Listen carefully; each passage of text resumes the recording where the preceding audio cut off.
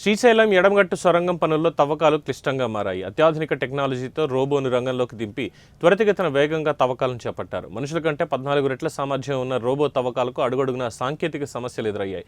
SLBC టన్నెల్లో rescue operation 24 రోజులుగా కొనసాగుతున్నాయి. మనుషులు వెళ్లలేని ప్రాంతంలోకి రోబోలతో రెస్క్యూ ఆపరేషన్ నిర్వహించారు. టన్నెల్లో మనుషులు వెళ్లలేని D1తో పాటు చివరి ప్రాంతంలో మట్టిని తవ్వేందుకు రాళ్లు, శిథిలాలు ఎత్తిపోసి బయటికి తరలించేందుకు రోబోలను వినియోగించారు. ఘటనా స్థలంలో నెట్వర్క్ ప్రాబ్లం ఎదురవుతోంది. నెట్వర్క్ సమస్య అంతరాయం ఏర్పడుతోంది.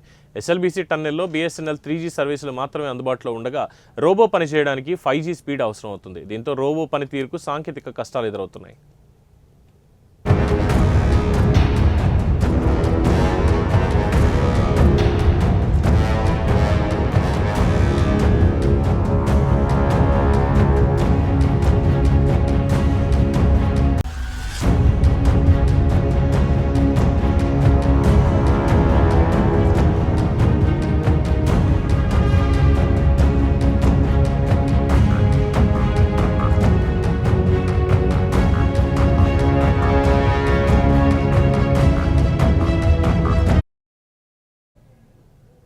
మాస్టర్ రోబో నుంచి టన్నెల్ లోపల పనిచేసే అటానమస్ హైడ్రాలిక్ పవర్ రోబోకు 5G నెట్వర్క్ సెటప్తో కమాండ్స్ సెట్ చేశారు. టన్నెల్లో BSNL 3G నెట్వర్క్ మాత్రమే పనిచేయడంతో సమస్యలు వచ్చినట్లు సమాచారం. దీంతో 3G నెట్వర్క్ సెటప్తోనే రోబోలు పనిచేసేలా ప్రయత్నాలు చేస్తున్నారు.